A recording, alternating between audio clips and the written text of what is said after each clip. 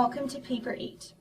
My name is Rachel Theriault, and today we will be discussing metabolomics patterns of breast cancer tumors using mass spectrometry imaging. This study was ethically conducted. In this talk, we'll be discussing the primary result of taking mass spectrometry imaging, graph clustering, and multivariate visualization to achieve the visualization of cancer from metabolomic patterns. But first, why should you listen? Breast cancer affects 1 in every 8 studied women.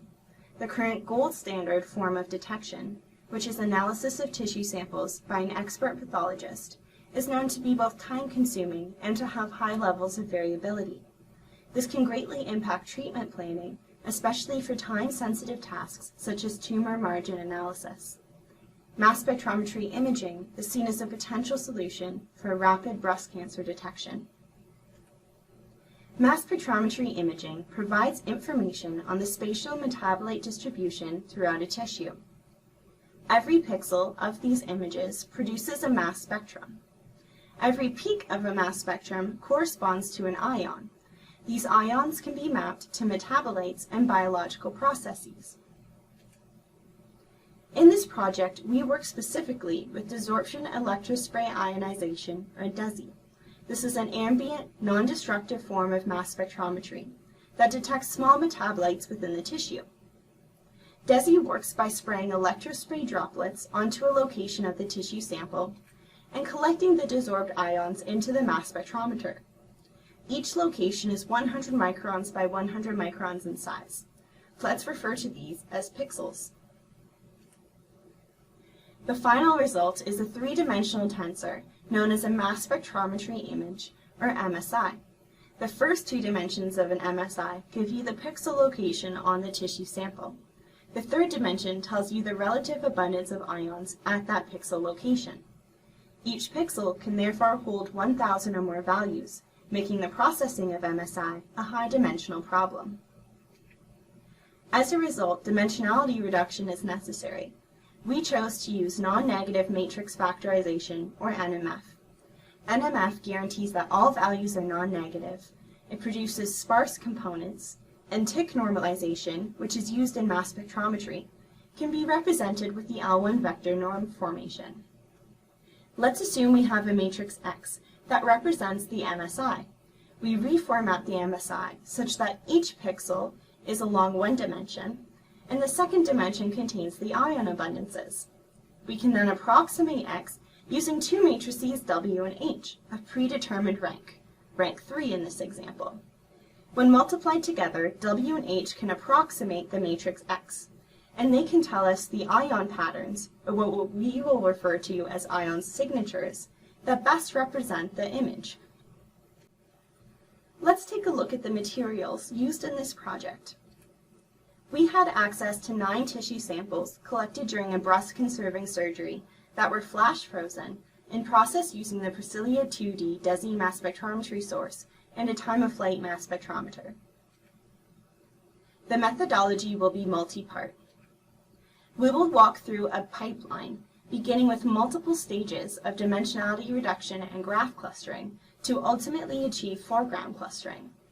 Then we will use affine spaces of clusters to produce a single cancer and benign metabolic space representative of the clusters from across the samples. Finally, we will visualize the data using a multivariate methodology. Let's begin at the top of the pipeline with dimensionality reduction and graph clustering. In this project, dimensionality reduction refers to the process of performing NMF on each MSI, selecting ions from the top components, and reducing each MSI to the union of the selected ions from across the samples. This will decrease the number of ion abundances for each pixel. Dimensionality reduction allows us to perform graph clustering. For this project, we propose the use of sparse subspace clustering, or SSC, to find metabolic clusters in the MSI. Due to the complexity of SSC, we must use random subsampling. Therefore, we do this in clustering multiple times and use majority voting for final cluster identification to reduce variation. Dimensionality reduction and graph clustering are performed in multiple stages, the first of which is foreground segmentation. Recall in a DESI image, even background pixels produce a mass spectrum, making identification of foreground pixels non-trivial. We propose the use of dimensionality reduction and graph clustering to ultimately produce a binary mask of foreground versus background. The next stage is pixel clustering. The goal here is to identify metabolic clusters within the foreground only.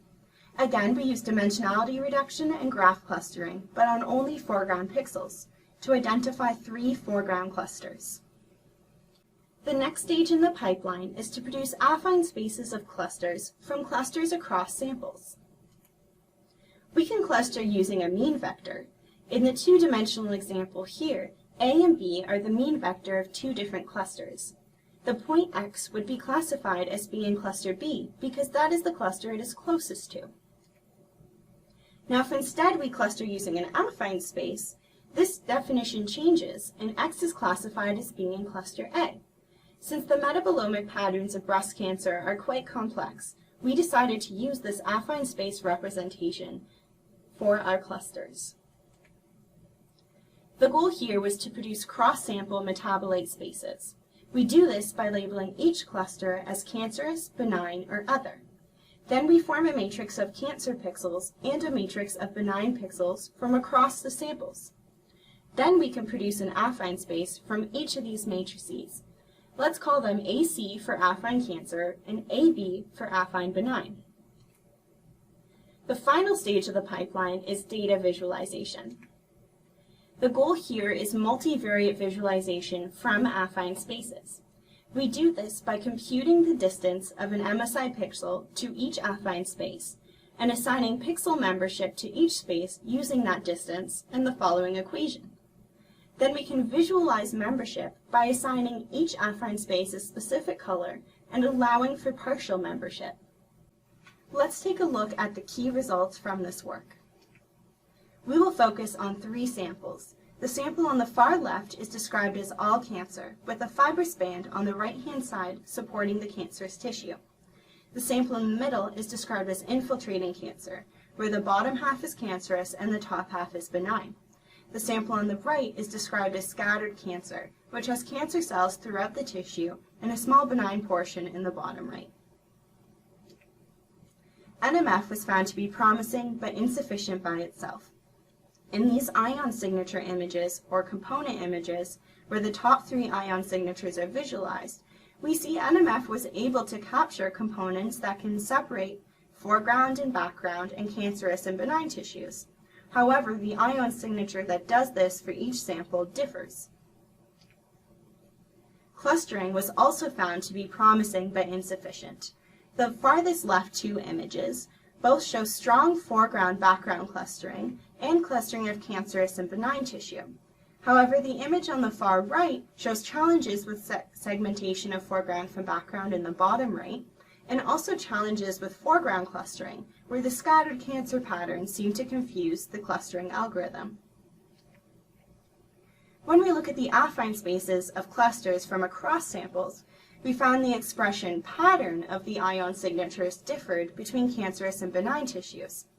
In this image, we can see how adding positive multiples of the first component to the mean vector changes the expression of specific ions.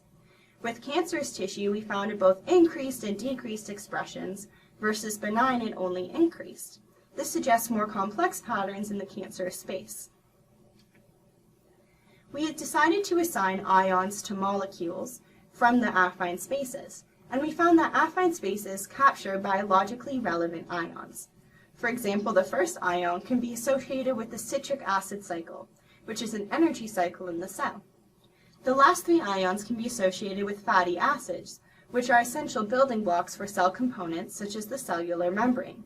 These are expected to show differences with cancer presence. Finally, we found that affine space distances can be used to visualize cancer. We see strong cancer membership as bright red and benign as bright cyan. Starting on the left-hand side, we see strong association with histology, where it is all cancer, and the right-hand side, which is the fibrous band, is a slightly duller red. Looking at the middle image, which was described as infiltrating cancer, We again see strong association with histology where the bottom half is cancerous and top half is benign. A metabolic difference is a mixed cancerous signal up into the benign portion of the tissue sample in a streak-like pattern. On the final image on the right-hand side, we do see a scattered cancer pattern throughout the sample, with a strong cancer presence along the top margin.